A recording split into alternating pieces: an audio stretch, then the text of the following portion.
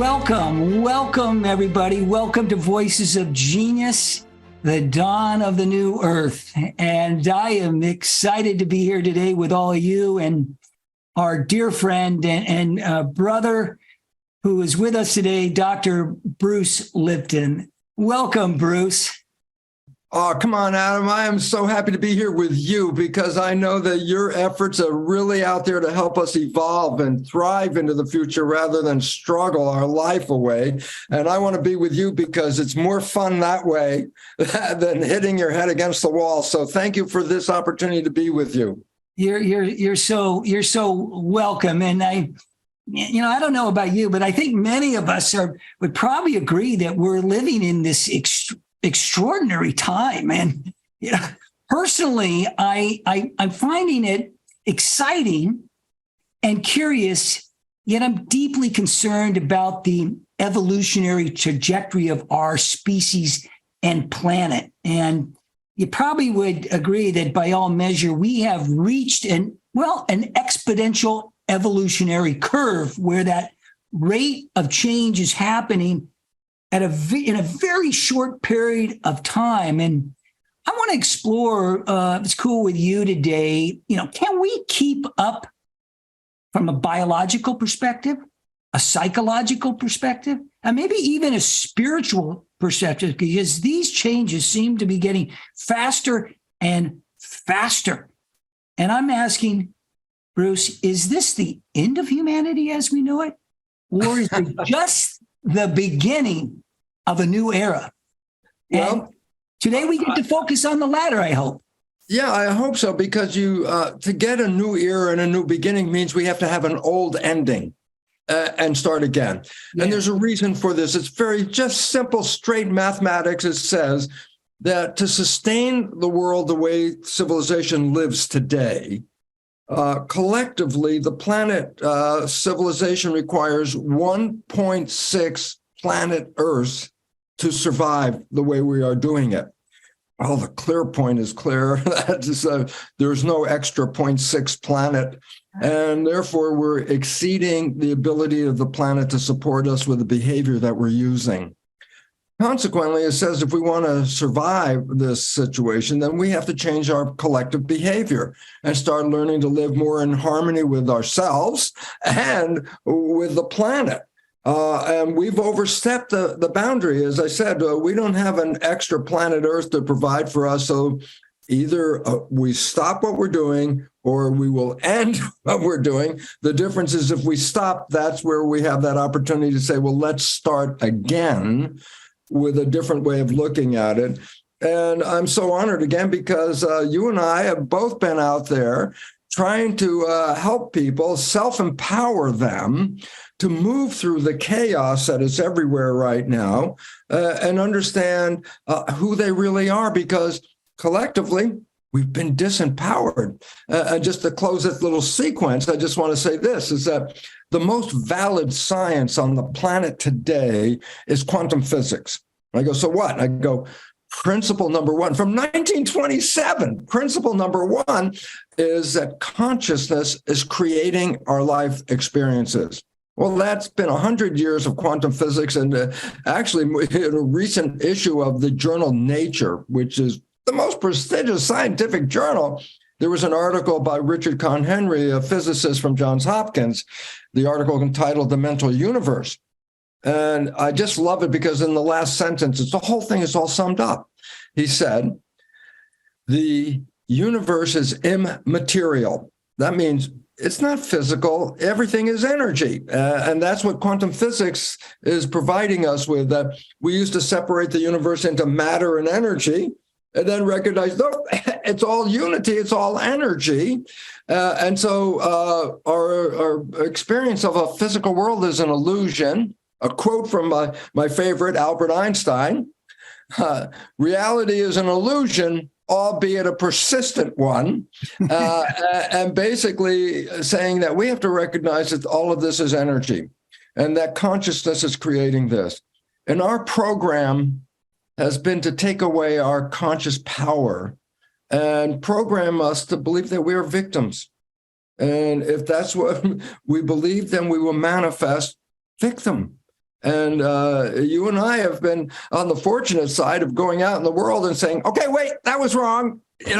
You are not victims. Just as quantum physics says, you are a creator. It's all mental and spiritual. That was the conclusion in the Nature article. And for me, as a scientist, when they put spirituality in a scientific article, it's like, whoa, we are going through something different. Because when I was in academia, you couldn't even use the word spiritual or consciousness to describe biology.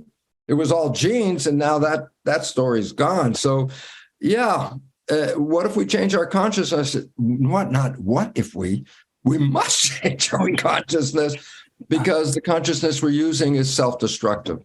And we're facing that problem right now. Oh, indeed, we'll dive a little deeper into the quantum field a bit, in the quantum physics in a minute. But on top of all these great challenges, suddenly we have this tremendous leap in technology that in one way can be accretive to our human proposition, and another one it could be quite decreative. It could really move us more towards de-evolution. So we, on top of all the things that are happening from a conscious lifestyle, and even from the biofield, if you think about it, with climate and some of these other things, bar none, I think we all agree that we are probably facing one of the greatest challenges that humankind has faced, perhaps in the last 7 millennium, for quite some time. Would you agree with that? 100%, because it's human behavior is precipitating what science has called the sixth mass extinction of life. Well, by right way, if it's the sixth, then we have to say there were 5 previous mass extinctions. And I go, yeah, that was even before humans got here on this planet. The last mass extinction was 66 million years ago. The world was flush with forests and dinosaurs. And a big comet hit near Mexico, near the Yucatan Peninsula, and upended the web of life, actually just crashed the web of life. 75% of all life disappeared on this planet, including all of the dinosaurs. Well, that's a mass extinction, and that was the 5th. But today, science has recognized we're in the 6th mass extinction. And what's unique about it is the 5 previous ones were natural events, tectonic plates, comets, blah, blah, blah. But today, the 6th mass extinction is due to human behavior. We're self-destructive. We're destroying the web of life. Matter of fact, there's natural extinctions all the time, a very low rate. But today we're 1,000 times higher mass extinction rate than conventional. We're destroying our own planet under our own feet because we've lost the understanding that we're not separate from nature. We are nature. If we destroy nature, as we are doing, well, that's self-destruction. And this is why the chaos of the world is manifesting, because it said, you can't keep doing this anymore. Humans are overstepped the bounds of nature. And the fact is, the ridiculous idea is, oh, okay, we'll destroy the hell out of this planet, but we're going to go to a new planet. I go, you're crazy. This is the planet. And it's us that's making the destruction. If we change, the garden returns again. Amen to that. And it begs a little bit of question here. We can do a lot of talking. We can collect a lot of data. We can do a lot of things, but what are we doing about it individually and collectively? And when I reflect on that, Bruce, I kind of look back in time. What were some of our ancient cultures doing, and what were they connecting with?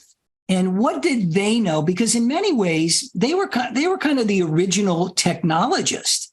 They built amazing pyramids, water systems. They did incredible things. And I liken them to being connected to this ancestral intelligence. So we've got this artificial intelligence, but then these ancient cultures knew something because they carried forth that wisdom, that connection with the Pachamama, the Mother Earth, the connection with the quantum field. And, I believe, just in my exploration of some of these ancient cultures and the shamans, so to speak, that they had kind of an evolutionary strategy for their time. And they found their ways to navigate, not without all these tools and all these people, but through other great challenges to navigate, those periods of time in their own way. Do you have any thoughts about ancestral intelligence, not just artificial intelligence? Well, I certainly do. And the fact is, what we're emphasizing is the nature of indigenous consciousness. And I said, well, as you were bringing up, what was their consciousness that's different than today? And the fact is simple. They saw the earth as a garden, and they saw themselves as gardeners to take care of the environment, take care of the people, nurturing. Matter of fact, all the animals have different characteristics, and mammals are by definition called nurturers, meaning they take care of themselves and they take care of the world in which they live. Well, we've outstepped that already, because there's this idea that we can do anything we want, and nature is at, our beck and call to follow what we want. And with that hubris, we have been destroying the environment. We've polluted the air, the water, the soil, causing our own collapse of our environment as if we were somehow separate from this. And this is why the need for indigenous people to offer us our wisdom. And thank God they're still here, some of them. Well, there's been an effort to eliminate them every time an empire comes in and tries to push out the indigenous people. The world is losing. And today there's the remnants of that indigenous knowledge is still here. And we need to really get that information from them, to learn how to speak to the earth, how to listen to the earth, how to live in harmony with the planet. It's very interesting. I'm here in New Zealand at the current time. And what's interesting about New Zealand is it's the only country that the British, in its age of exploration and taking over different countries, every time the British has landed in a country, it has pushed the indigenous people off the edge. In North America, there were millions of indigenous Native Americans that got killed and wiped out and pushed off. In Australia, of course, the Aborigines got pushed off again. In all these countries, and I say, but it was the indigenous people that were the spiritual ones. Fact, and this is exciting, I'm in New Zealand. It's the only country in the entire world that the British could not beat the indigenous people. And as a result, the Brits had to sign a treaty with the indigenous people, which leaves them today as part of the government. It leaves them as part of the world here. They're not lost somewhere on a tribe reservation. They're part of the world. And I go, so why? Why is this important? Because they still have the understanding of spirituality. They still have the understanding of living in harmony with the planet. Excuse me. And this is one of the few countries in the whole world where the indigenous people had led the government to understand that nature needs representatives in the government. And so the indigenous people have, right now, there are 3 areas of this country: a forest, a mountain, a sea area, and a river, in fact, 4, where indigenous people represent nature in the government. So if the government is going to make any law which influences the geography or the planet, the nature people stand up and defend nature so that it's not trampled. And I really love it, because it's really saying, yes, we have to honor nature as much as we honor any of the people in nature. And so New Zealand, for me, is an example of saying the planet needs a voice, because we're terrorizing nature, and the consequences, the chaos that we're experiencing on the planet. And that chaos is simply says unsustainable. You cannot live this way. And you have a choice. Ignore the issue at our peril, or wake up and start to recognize we better start coming back and honoring nature, because we are nature. If we destroy nature, we destroy ourselves. It's so simple. And yet nobody pays attention except some of us who've been out there and have really coming back with a message from the universe to offer the people an opportunity to say, listen, we don't have to just struggle and survive. We can thrive. But to do that, you have to learn to live in harmony with yourself and with the planet. And thank God that you and I have this great opportunity to speak for that. Yes, and thank you for that. And I'm so happy that you have woven in the Maori people, the indigenous people of New Zealand, and making such a fine point about how New Zealand is a leading example of engaging this kind of ancestral intelligence that comes through these cultures that are invaluable, because ultimately, while many of them may have been decimated, thank goodness the Maori stood up to the British in their own way. But ultimately, to bring forth that voice of the rivers, of the mountains, of the forest, of the highlands and the lowland is truly a great imperative. So thanks for bringing that in, Bruce. And I want to talk a little bit about biology, the biofield. Yes. And belief of all things, because, ultimately, as a leading cellular biologist, you've done a lot of research, well, over the last 3 or 4 decades. I'm not trying to age you too quickly here, but I don't mind the age, I'm enjoying it, because here's the simple fact. As I mentioned before we started talking in public, it's like, I'm near 80 right now, and it's a joy to me. I'm so excited. It's like, why? I said, right? Because when I was young, people my age were dead, and I'm still here enjoying this. And I say, yes, you know what it has to do with? A lot of learning to live in harmony with yourself, which is most important, and then learning to live in harmony with the world, which is then, of course, all biology and psychology. Yeah, absolutely. And it just seems like yesterday almost you wrote this, this best-selling book right here with something I keep referencing back to. It seemingly can't go away. So you're hanging out with me here in the library, Bruce, in more ways than one. But anyway, I mean, I'd love to hear kind of, that was 10, 12, I don't know how many years ago, something like that. 25 years ago. 25 years ago. Well, let's see. I've got the 10th anniversary copy here. Okay, that was 2005, I think. Right? So that was only, 17, 18 years ago. So it's still selling, which to me is exciting, not because it's selling, which of course it is exciting, but it means that more people are awakening to the necessity of taking their power back and understanding the nature of who they are biologically and spiritually, because that's where the power comes from. And so I'm very delighted that it's still selling, because it represents more people awakening every day to re-empower themselves. Well, the passage of time in 25 years, of course, speaks volume to your work and what you're giving forward. And what would you say, knowing then what you know, Bruce, about our biology and about this biofield and belief? Where has that kind of taken us in just very, very minuscule, short evolutionary piece? But where do you see that we've kind of moved and what's going on and where that trajectory lies for us?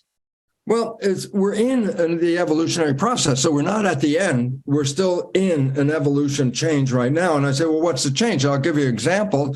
Is most everybody out there in our audience has been programmed with the belief that genes control the character of their lives.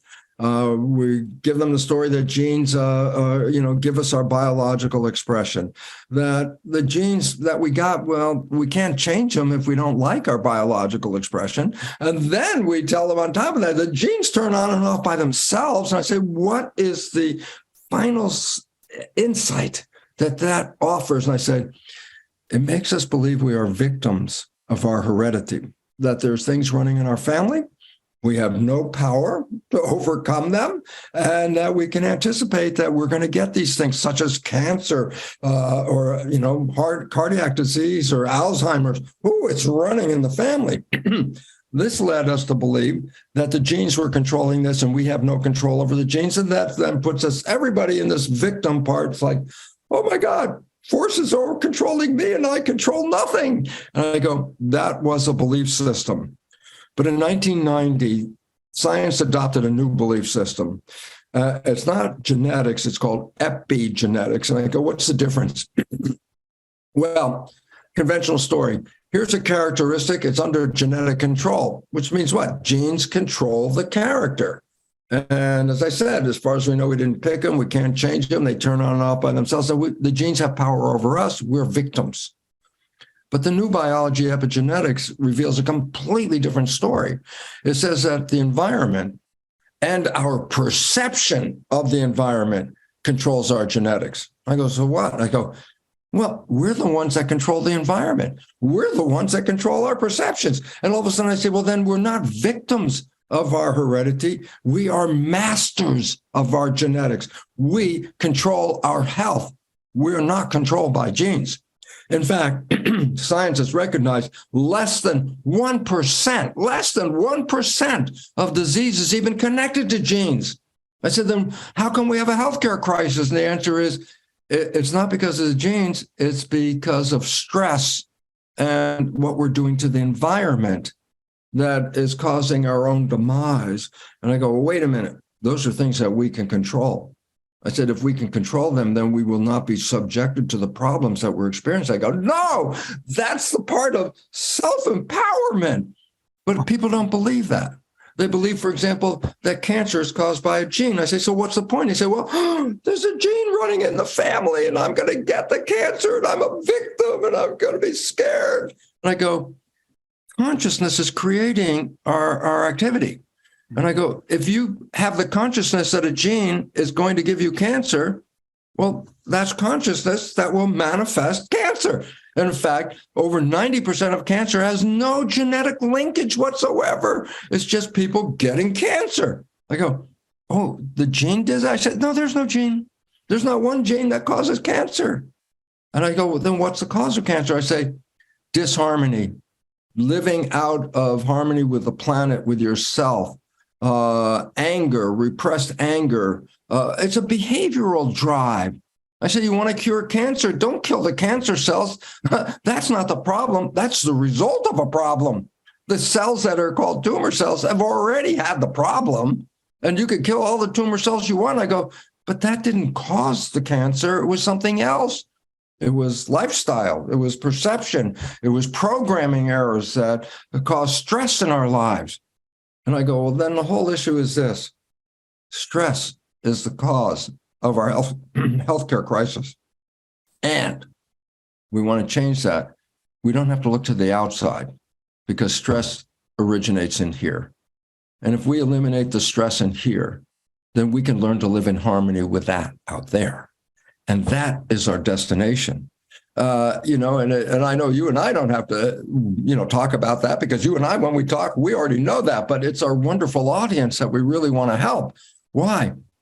Because if we can give them the empowerment they need, then not only will they get healthy, but the planet will get back to health again. And we don't have to worry about surviving because the new knowledge offers us the opportunity to thrive into the future. That, to me, the greatest story is this. I used to think, you die, you're dead, you go back to molecules, you're in the dirt, whatever, blah, blah. And then I started through quantum physics to recognize the nature of spirituality. Spirituality is an energy field. Oh, we're talking energy field. And everybody goes, yeah, that's quantum physics, energy field. And you say the word spirit and everybody goes, ooh. And I go, no. Spirit and field have the same definition. Invisible, moving forces that influence the physical world. Yeah. So quantum physics is actually giving us the insight to spirituality. And I go, so what does that mean? I go, well, first of all, it says, we're not accidents here. We came here. And we came here for a reason. And I said, what would that reason be? And I said, I didn't even know that reason because at first I didn't believe in spirituality. And then when I started to understand the nature of the biological mechanism by which energy fields are downloaded into the cells and controlling behavior, and then I said, field, spirit, okay, how spirit comes into the cells and controls this behavior. The moment I saw that, I said, oh my God, I have two realities. I'm a spiritual entity and I'm a physical entity.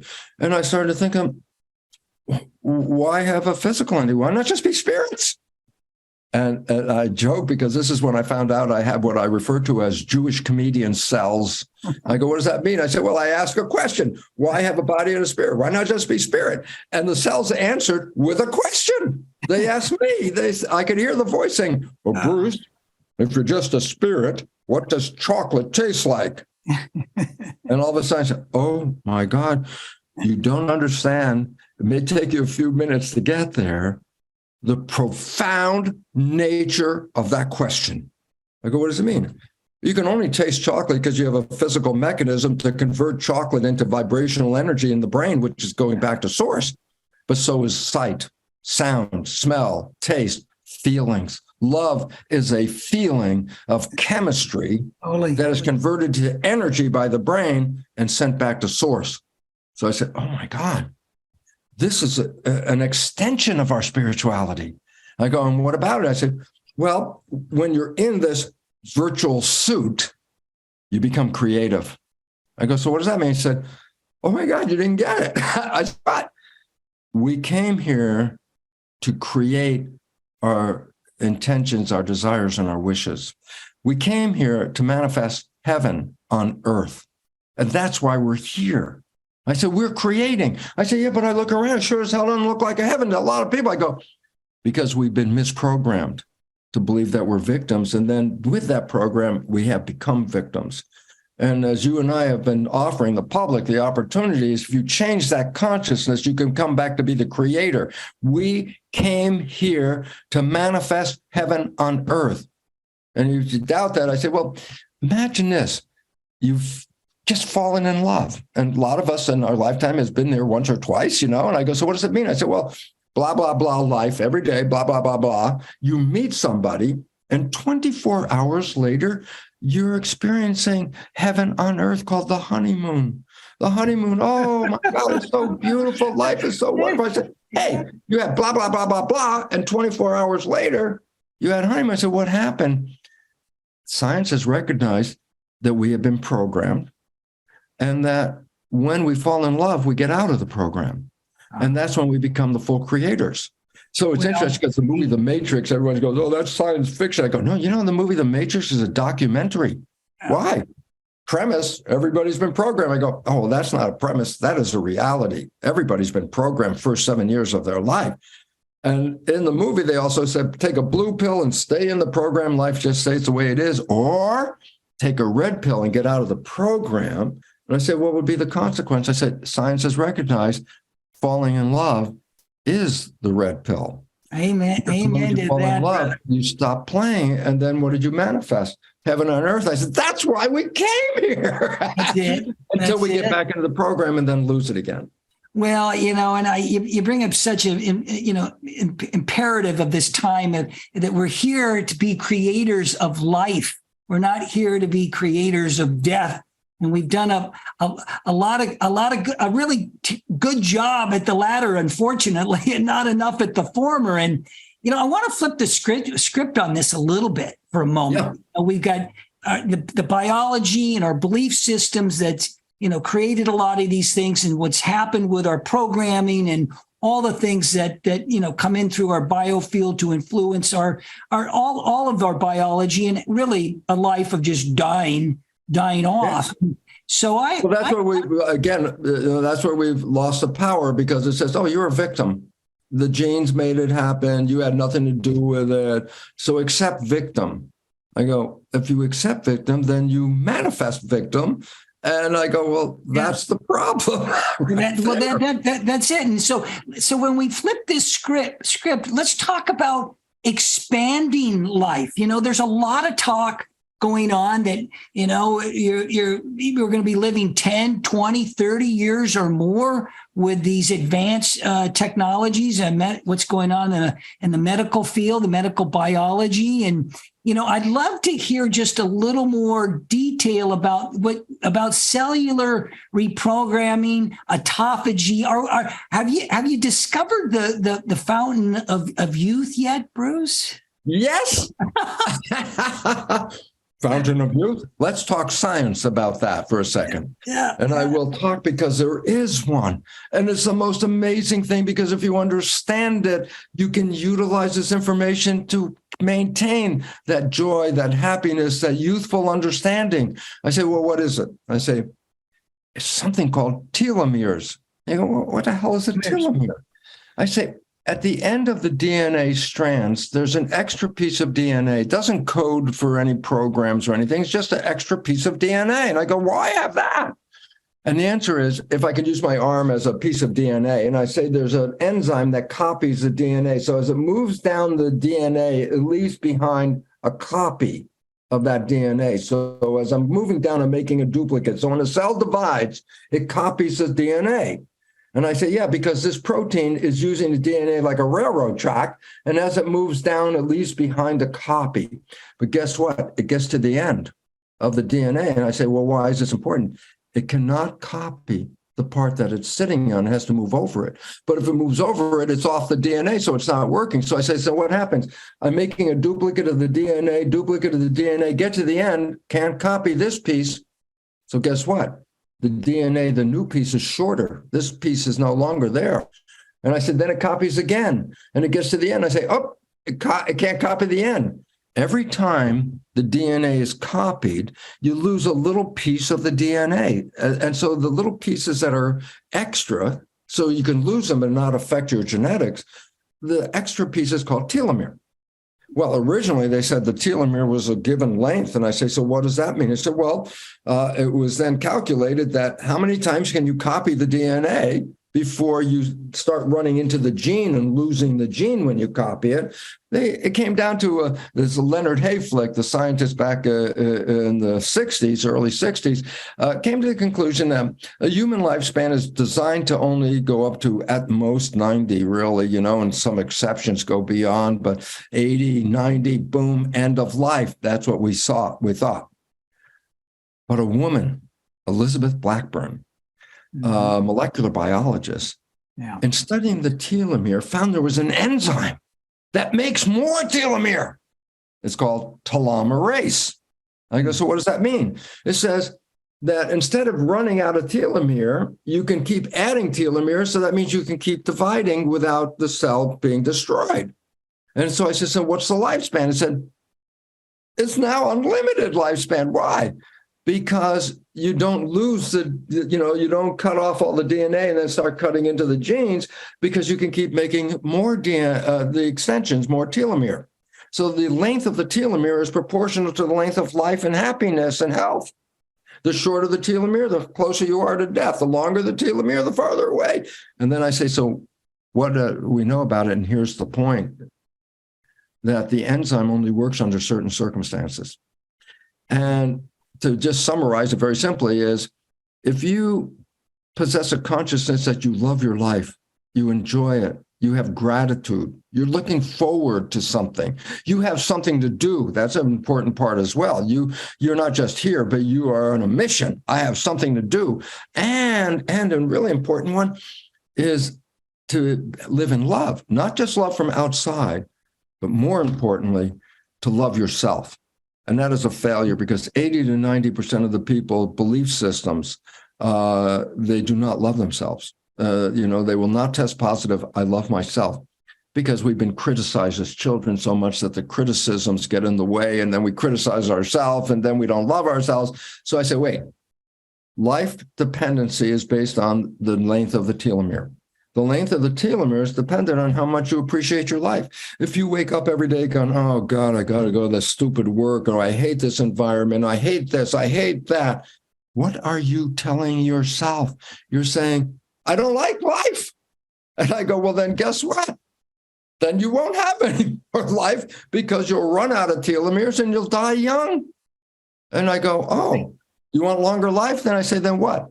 Wake up every day in joy. Wake up every day that you have something to live for, that you are in gratitude, you're living in happiness, you're on a mission, you're in love with life. I say that will extend the telomeres. So how old should a human be? What's minimum age? You ready? 150 years is minimum age when we're living in harmony. But when you're living in disharmony, hey, you can kiss it goodbye at 70. And this is what the wake-up call is. Part of it is that, are you enjoying your life, or is life a stress for you? Because stress is the number one cause of illness on this planet. The more stress, the shorter your life and the less fun it is. And that's why it's like, it's okay. I don't like my life. Forget it. Boom. It's interesting. My mother married a grumpy old guy when she was older. And I didn't care for him too much, but I didn't have to live with him. She lived with him, and she had a partner, somebody there. And I thought, great. He lived to 97, and he had cancer at the very end. And my mother didn't send him to a hospital. My mother took care of him at home. The last week of his life, he really wasn't there. He was like gone, But all of a sudden, 2 days before he dies, 2 days, he's 97. 2 days before he dies, his eyes open up. He's alert. He's right there. And he says to my mother, I didn't have any fun. It's like, sorry, Phil, it's 2 more days, game over. Yeah. And the idea is this: I never want to end up in ever having to say that in my entire life. Yeah. I want to go out of this life saying that was the best and greatest experience anybody could ever have on this planet. I wake up in joy. I live in joy. I enjoy everything. And things I don't enjoy, I don't involve myself with anymore. All of a sudden, I started to make decisions that says, exactly. Energy is life. Energy is life. If you spend your energy and you get nothing back, then you are wasting your life. The only thing you should put your energy is into things that enhance you or your community. Totally. And then if you get into, let's say, a political argument, I go, so what does that mean? I say, well, you get angry and you get heated, and that's energy and you're wasting it. I say, you get finished with the argument. I go, did anything change? No. Did you use your energy? Yes. What'd you get back? Nothing. I go, aha. The point is, we have to start looking at energy is life, and that energy conservation in our consciousness, that's where we're using it, should only be really used to enhance your vitality or the vitality of your community. Yeah. And it would be really interesting because a lot of us spend energy because, well, that's just the way we do it. And I go, yeah, well, there's a time to cut bait, let it go, and stop spending your energy. That's one of the most important lessons I learned is energy is life. Energy is vitality. Lack of energy, lack of life, lack of vitality. And therefore, what I always suggest, what if I gave you an energy checkbook? Meaning, before you spend this energy, you have to write a check of energy. And I say, if you do that, you might stop long enough to say, before I spend this energy, did something come back from this? And then you would start to realize, I don't want to write that check. And all of a sudden, I guess, what are you doing? Conserving your energy. And I say, why is that? Good.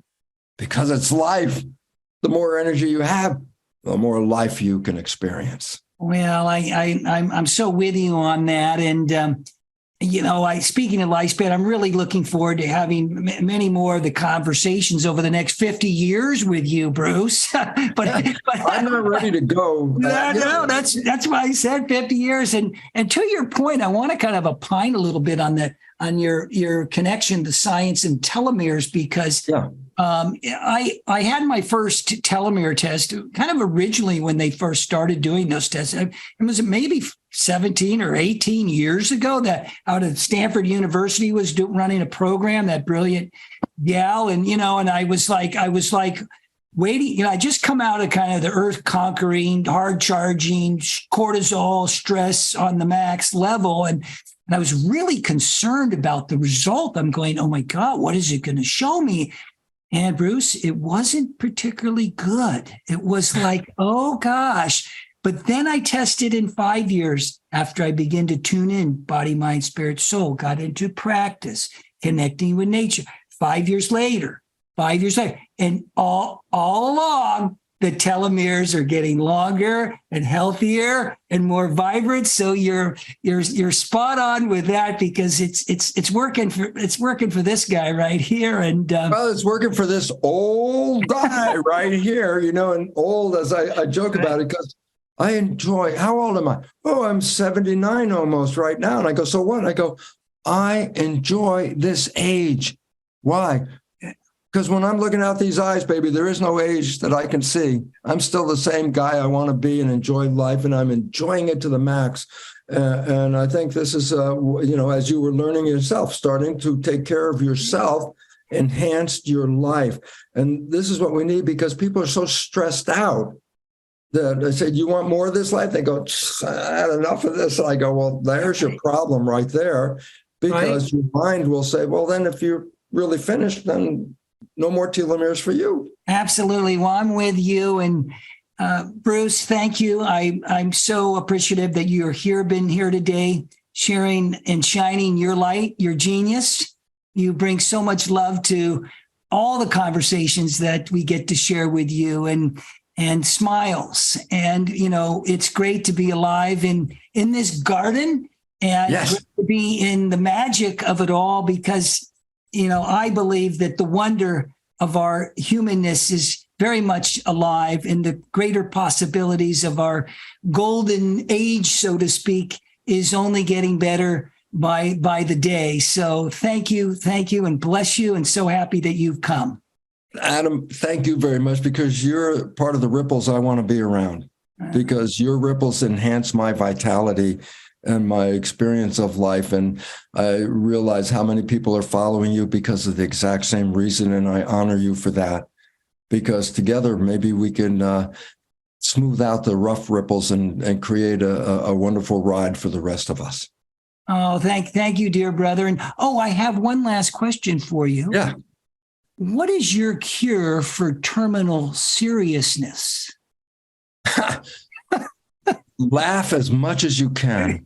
Enjoy the pleasures of life as much as you can, because you don't get extra credit by saying, well, I had a bunch of crummy days here. And I go, well, I'm sorry, you don't get any extra credit. You lost those days. So the best thing is to wake up every day and look forward to who knows what's going to happen. I have no idea what's going to happen, but I wake up with, I'm still here, and I could take advantage of that opportunity. And that's the joy that says, boy, when I wake up, I got another day. I have another day here. A lot of people wake up and go, oh, no, it's Monday. I got to go to work. I go, that's a bad start. What if you wake up and say, oh, my God, another day for love? Let's do it. Right. Well, there you have it, folks. There's a cure for terminal seriousness. Of course, happiness, but newness of every day, the great breath of life, the magic that we see in this garden we share. Thank you again, Bruce. And I look forward to seeing you and being with you soon. I so appreciate you so much, Adam. And I really appreciate our audience, because these are people seeking, how can they have a better life? And I say, what you're offering is empowerment. And I'm so happy, because that's what the world really needs more than anything else, personal empowerment. So thank you for giving me an opportunity to talk about that as well.